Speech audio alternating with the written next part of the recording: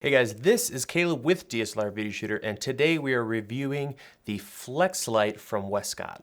I've been using the Flex Light since I saw it at NAB, and it is by far my favorite light. I really wish I could afford more of them, and I hope to get more in the future, but I just can't praise it enough. It's such an incredible light, and I'm using it for my key right now, and we're gonna take a closer look at it here in a second. But I do wanna say, like, there are so many uses for this light.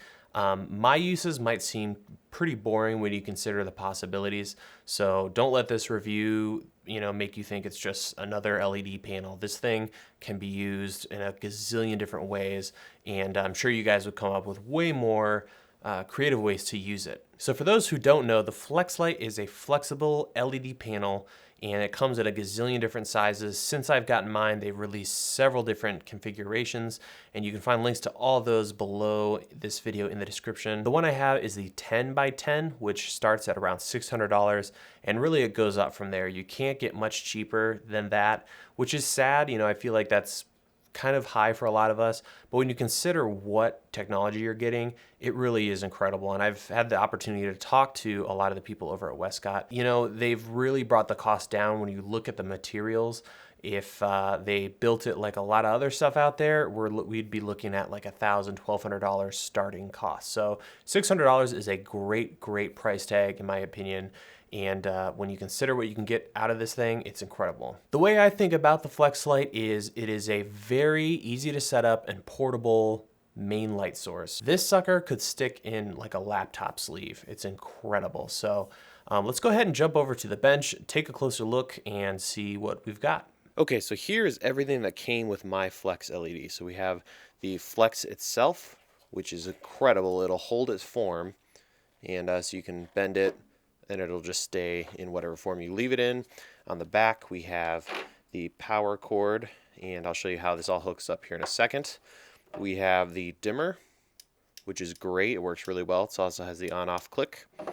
We have this these two metal arms that go together, and we'll show you how to set that up here in a second.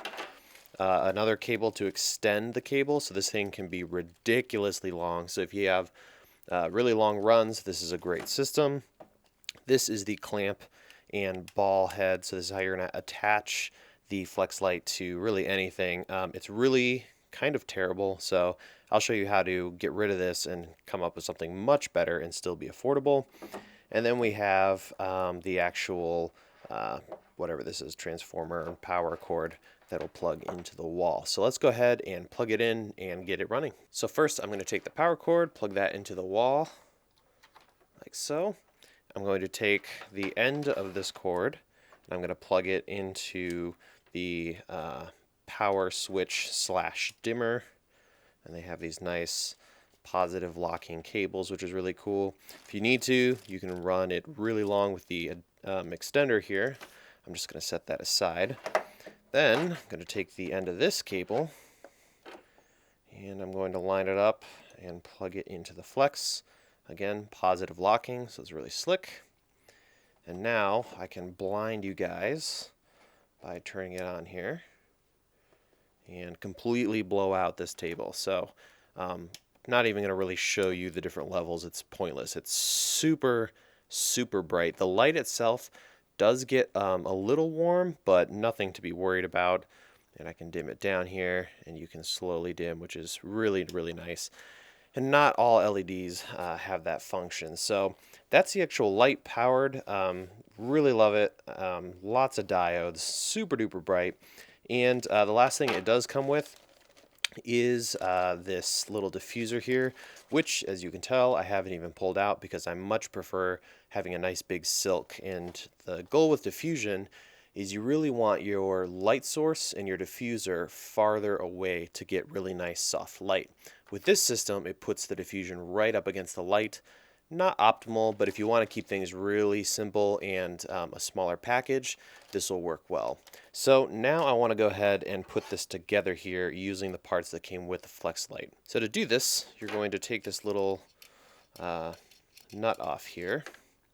For whatever reason, I can't seem to remember what that's called, but you guys will probably know. Then you're going to take these two metal parts and create kind of a scissor with them. And you want it set up so that these little tabs here are facing away from you.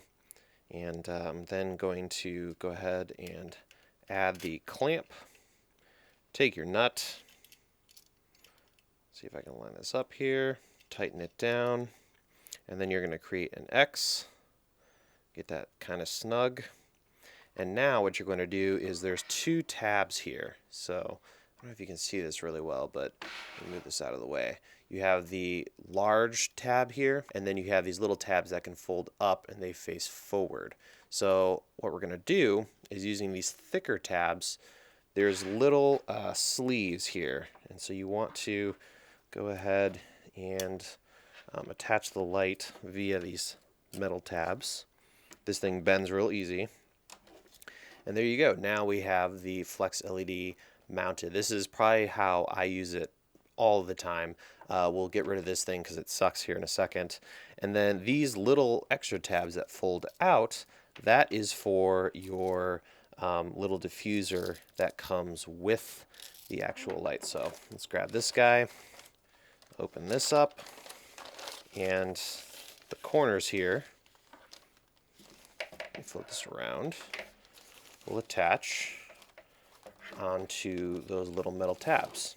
So this is, going to give you some soft light. It's not going to be as good as having a separate diffuser.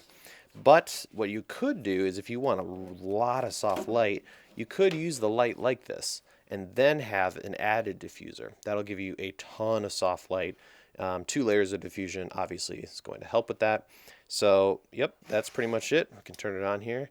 And if you want to travel really light and you don't want to have a bunch of grip gear and another diffuser, this could be a great way to go. If you want to do, on the road green screen type stuff, that would be a fantastic option. So like I stated earlier, this is a terrible system.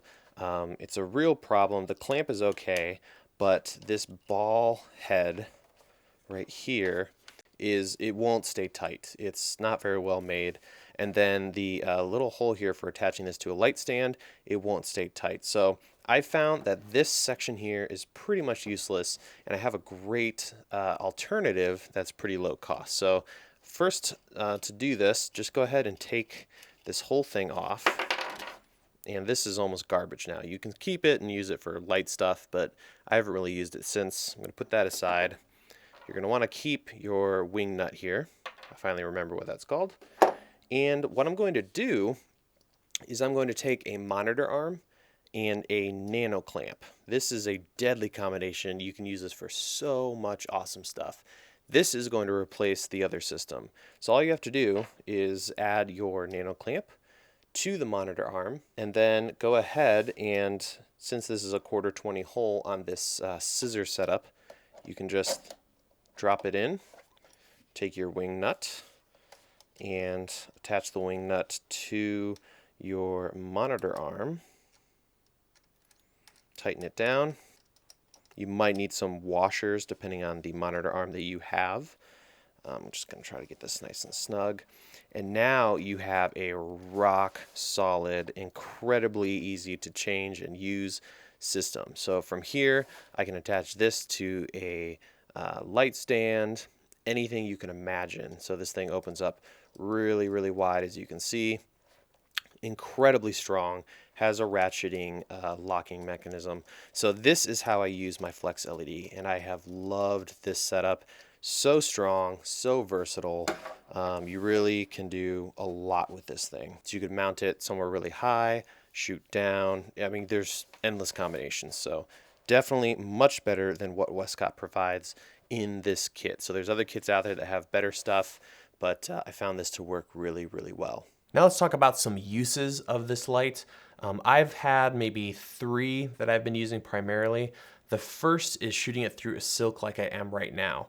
I love this thing because you can perfectly dial it in, and it's so bright. It's easily brighter, much brighter than my Alzo 3000s. So it's great to have a really powerful light source that you can modify, because in my opinion, light is all about control. So having a lot of it to begin with is great, because now we can modify and change it to our liking. So shooting through a silk, getting really nice soft light is one way I use it.